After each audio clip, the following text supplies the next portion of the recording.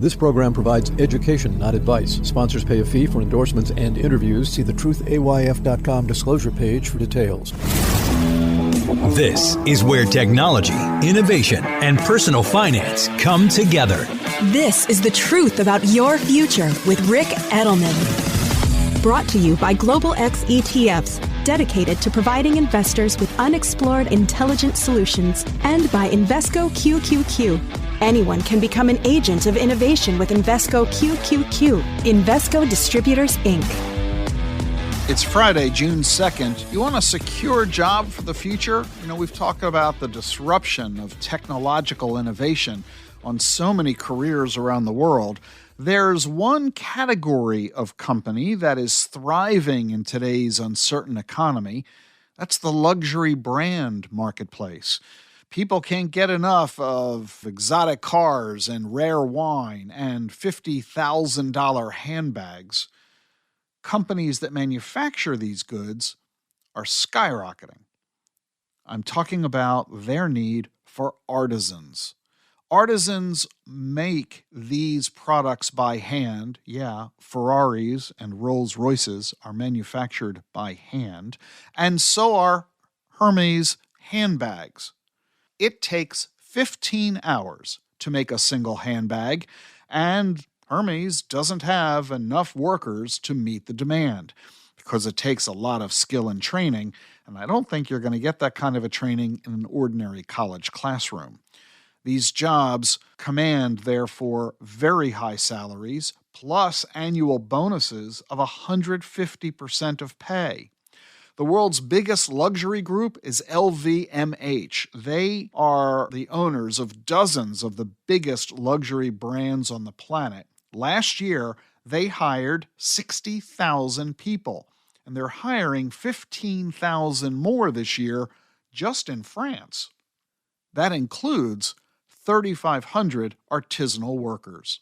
And they're not just hiring college grads, they're also hiring career changers and older workers who are discovering that the skill set that they have is being eliminated by automation.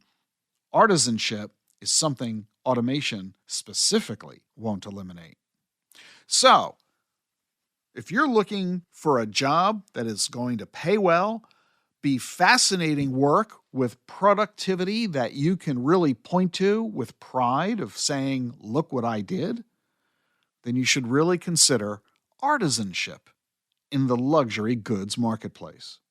This is just further illustration that while we are eliminating an awful lot of jobs because technology makes humans obsolete thanks to AI and robotics, a whole new wave of occupations is emerging.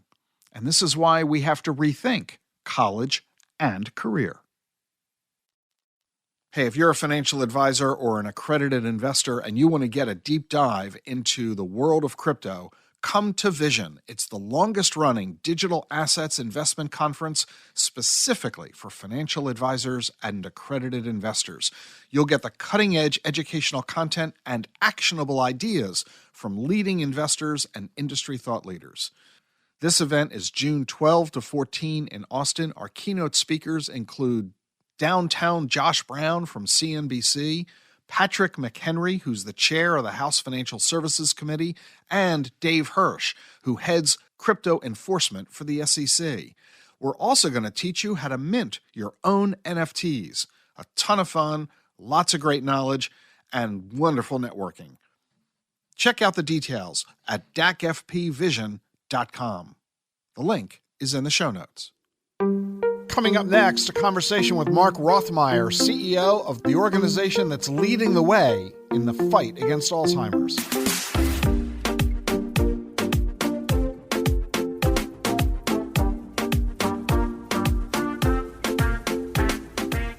The Truth About Your Future is sponsored by Global X ETFs. Listeners of this program enjoy fresh perspectives on the financial topics that matter most, especially the rise of exponential technologies. And right now, there may be no faster-moving tech story than the rise of artificial intelligence. But despite some exciting new developments, like the launch of ChatGPT, we are only beginning to scratch the surface of AI's potential. So, which companies will have staying power? As an investor, it's hard to know, which is why Global X ETFs specializes in thematic investing strategies that harness the potential of numerous companies involved in an emerging trend, all in a single trade. Explore our investment approach along with our latest research on the emergence of AI at globalxetfs.com/insights. Charles Schwab is proud to sponsor Rick Edelman's podcast. There's strength in numbers. Charles Schwab has 25 million clients and over $7 trillion in client assets, 400 local branches, 36,000 employees, 24/7 live help, and 50 years of experience. There's strength in those numbers, and at Charles Schwab, investors are the number one priority. Visit aboutschwab.com for the numbers and schwab.com to learn more.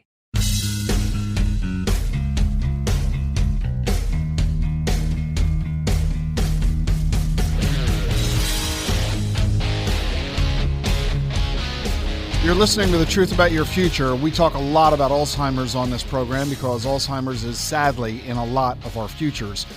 And there are a lot of organizations doing an awful lot of work trying to defeat this dreadful disease. I want to tell you about a very special one.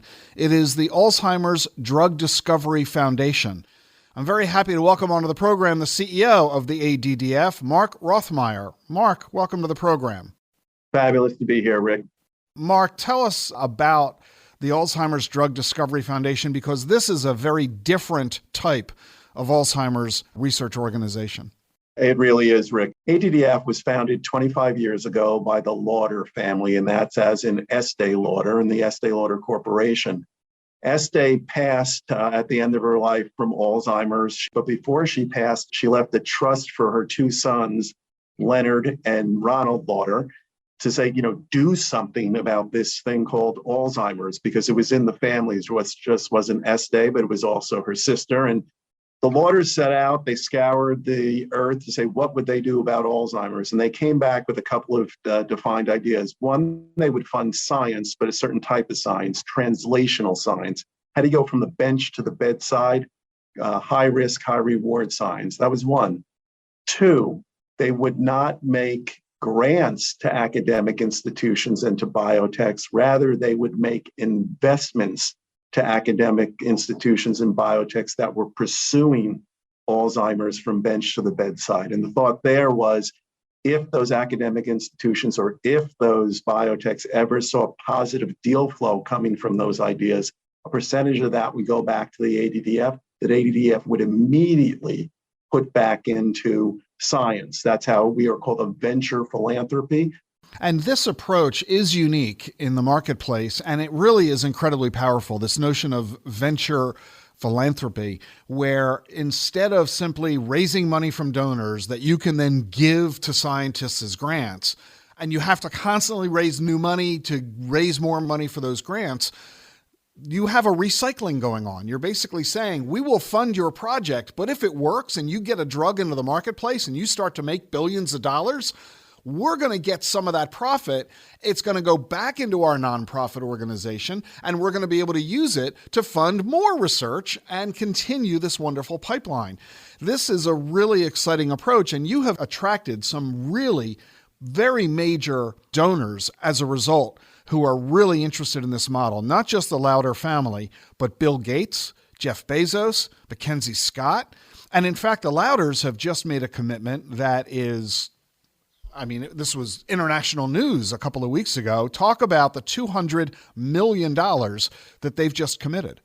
They cover all of the overhead of the organization so that anybody that donates, 100% of their money goes directly into the prevention, the diagnostics, and the treatments, right? So there's nothing taken out of that. Another part of that interesting model. Also with that model, since we've started, we've seen $30 million of return on investment that we've put back in. Leonard's now 90 years old. And Leonard, as he looks out over the next couple of years, he gathered the whole family together, Leonard and Ronald, Leonard's two sons, William and Gary, and Ronald's two daughters, Erin and Jane. So it's the third generation now coming into this. They made a commitment of the family, $200 million to cover the expenses for the next 15 years of the organization, because what's going on in the science now, what we're driving in the science now, shows it's going to pay off in a 5 to 10 to 15 year period. And what the lawyers are hoping is this is a leverage gift to get more people to come in with money so that 10 to 15 years we can shorten down to 5 to 10 years. What's the annual budget of the organization? We have 200 to 300 donors who donate to us about $30 million a year. And we call that our multiple shots on goal. We're always putting new science, new science, new science. Then there's a $100 million fund, and this is the Gates and the Bezos and the Mackenzie Scott money. Now we're 4 years into a 6-year plow with that money that's looking at new diagnostics, which is a fascinating area that's exploding right now, right? Because you have to be able to diagnose it before you know how to specifically treat it. On top of that, we have another $100 million fund that we've raised about 3/4 of the money right now. And it's focusing on a very specific part of the pipeline. If you look at, we have about 35 clinical trials we're funding. And if you look at a bulk of them are these phase 2A trials. And what does that mean? Phase 1 trials are when you prove it's safe. Phase 2 trials is when you show it's not only safe, but somehow the molecule or whatever you're funding, you are engaging in what you ultimately want to see in the treatment. And then the phase 3 is these big trials that pharma run, right? Our job is to get them into phase 3 so pharma takes them on. These phase 2As, we have really interesting science, but they're underpowered studies. You got maybe 60 to 120 patients in them, enough to show some engagement, but not show the plurality that you're really looking for when you're getting into the thousands and tens of thousands, and that's phase 3. So this $100 million clinical trials fund is another fund that we're looking to just pinpoint those phase 2As to either speed them along or kill them fast if it's not going to work, so we can, again, take the capital that's coming in and deploy it into new and better things. As you're talking about the area to focus on diagnostics, which is a new big deal, there's also a new holy grail of Alzheimer's treatment, combination therapy and precision medicine. Talk about those. So, all of it's connected, right, Rick? So first of all, what's happening with these diagnostics these days used to be you just had to get you have to get a PET scan to diagnose, are you at risk of Alzheimer's? And those are expensive and they're not routinely done. 2 summers ago, a company that we're funding called C2N out of St. Louis came up with a blood test that now can diagnose and look out. And we're funding a series of other things that are not only looking at blood tests, which are much faster and quicker and easier and less expensive, and you can just do it at your doctor. We're funding a company right now out of Canada that when you go to your annual eye exam, they'll be able to tell you if you have plaques and tangles forming in your brain. And if they are, you're at risk to Alzheimer's. That's the diagnostics part. What's happened here in the last 2 or 3 years that's kind of exploding the whole area of Alzheimer's, which of course people have heard of, nothing works in Alzheimer's. That's really started to change in the last 3 years. Number one, we know prevention works. There are basic lifestyle changes that you can make that we know now scientifically proven will push out the onset of early symptoms, early warning signs of Alzheimer's by 40%. We're talking about things like diet, exercise, and stress, sleep, and so on. Social interaction, right? It's been proved. There's something called the Finger study. It's done out of Sweden. It's done in 49 countries. They do this every year. They're testing with diverse populations. It cuts across all populations. Really, really interesting. But that then brings up the chance to start doing what you call this holy grail, combined therapies. Well, what if we took prevention and then started dropping in a therapeutic intervention? And you and many of your listeners and followers might have heard of a diabetes drug called metformin. And metformin is also a drug that affects aging. And what we're doing right now with Dr. Mia Kivipelto out of Sweden is a combined trial that has these lifestyle preventions as well as people taking metformin. And does that even push it out even further, right? So this is kind of where it's going. So that's an example of combined trials. The other big thing that we're seeing in the headlines almost daily at this point, this is the first time in 20 years we're seeing any therapeutic come to market that can really benefit people's cognitive health. what these drugs are showing is a modest improvement in cognition, about a 25 to 35% improvement in the delay of cognitive decline. We're thrilled about that, but as I said, it's modest. What are we really looking for? 75, 85, 95, 100% effectiveness. Think about this, Rick. My wonderful mother-in-law who passed 2 years ago, she was 93 going on 94 when she passed. Last 10 years of her life, we watched her go from mild to moderate to severe dementia. By the end, understanding, who her children were, who her grandchildren were, understanding that her favorite granddaughter was about to have her great-grandchild that was lost. And these were things she lived for, right? Absolutely lived for. You think about delaying that by 40%, then putting something there that's another extra 25% or 35%, and then thinking, so how many of those 10 years could have been, no, she understood all of that versus this fade away that she did. And that's really what we're going for. How can we treat? How can we delay? How can we prevent? It sounds like the level of optimism, the level of hope is at a higher level than it's been in decades. We've spent, I think, collectively, $30 billion over the past 30 or 40 years? Correct. In efforts to fight Alzheimer's with, frankly, extraordinarily little to show for it. Correct. And yet we seem to be on the precipice of some pretty major advances that we have been waiting for an incredibly long time. What accounts for this? Is it the amount of money that we've been throwing at this? Is it the amount of time we've been spending? Is it the technological innovation that is now allowing this to come to fruition? Why suddenly are we on the precipice of these major breakthroughs? Yeah, probably the most honest answer is yes, yes, yes, and yes. But let me break it down a little bit, right? Think about cancer. Think about it was in the early 70s when the war on cancer was declared. And now we're 70 years later. And look, there's blood cancers, other cancers. If you have them, so long as you stay on the protocol, that's not what's going to take your life. And you're going to have a quality of life if you stay on these protocols. So all of us are aging. And like anything else, we all age differently. And why, right? It's our genetics. It might be how we handle inflammation. It might be vascular, right? Mitochondrial. Our biologies are all a little bit different, right?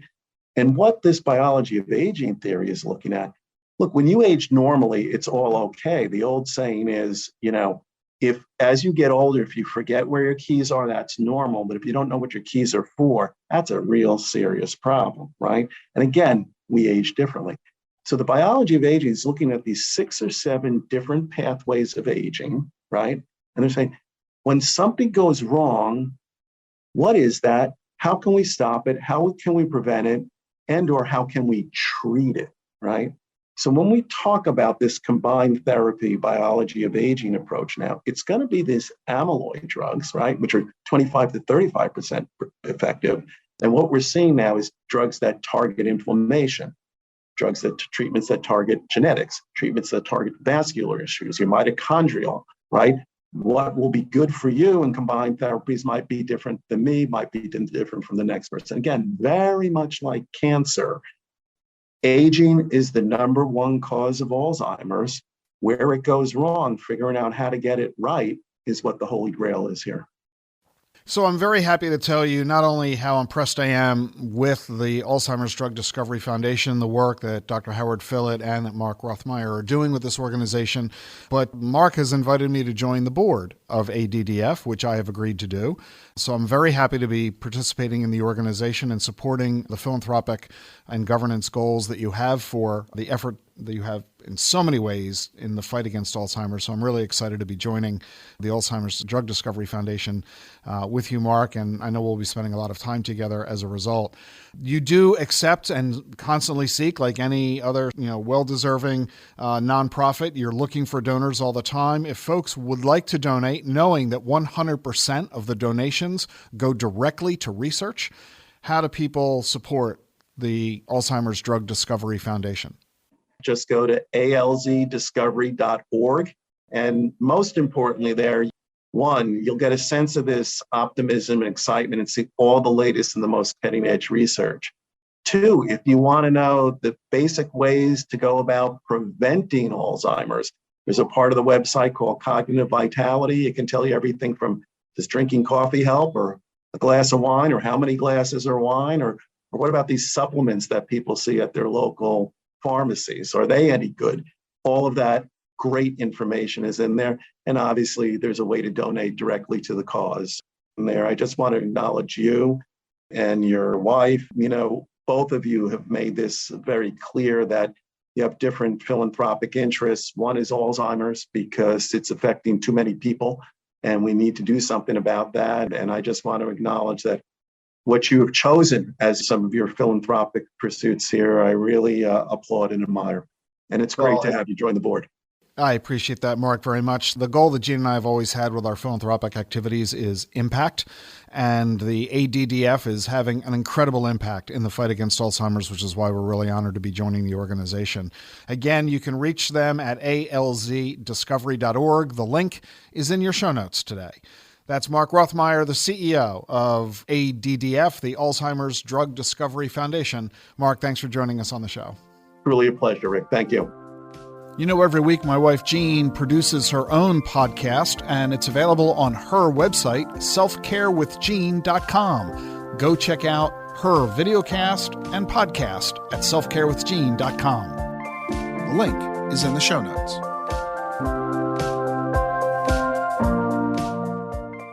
The Truth About Your Future is sponsored by Global X ETFs. Amid inflation, rising rates, and a host of other economic challenges, volatility has been one of the few constants lately. But as listeners of this show know better than anyone, it's important to look past the short-term headlines and focus on the bigger picture. Despite the ups and downs of the news cycle, exponential technologies continue to advance, shaping a world of new possibilities in engineering, transportation, healthcare, and renewable energy. At Global X ETFs, we offer a diversified product lineup, including risk management solutions to navigate the storm, along with thematic strategies targeting the growth opportunities of tomorrow. Whatever your goals, visit globalxetfs.com to explore how our research and insights may help you achieve your goals. Support for Rick Edelman's podcast comes from Invesco QQQ.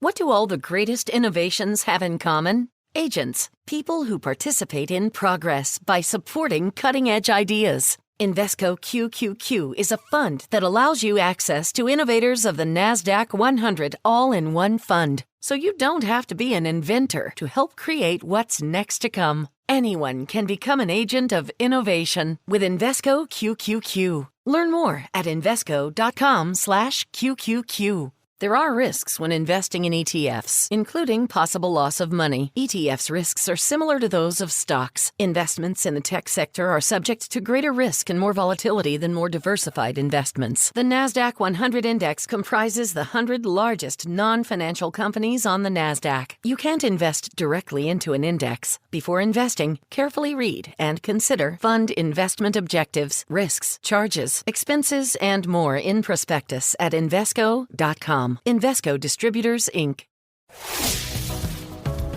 If you like what you're hearing on this podcast, leave a review for The Truth About Your Future on Apple. I read all the reviews, and I might share yours on the air. Have a great weekend. The Truth About Your Future with Rick Edelman has been brought to you by Global X ETFs, dedicated to providing investors with unexplored intelligent solutions, and by Invesco QQQ. Anyone can become an agent of innovation with Invesco QQQ. Invesco Distributors, Inc. Get the truth about your future with Rick Edelman. It's thetruthayf.com.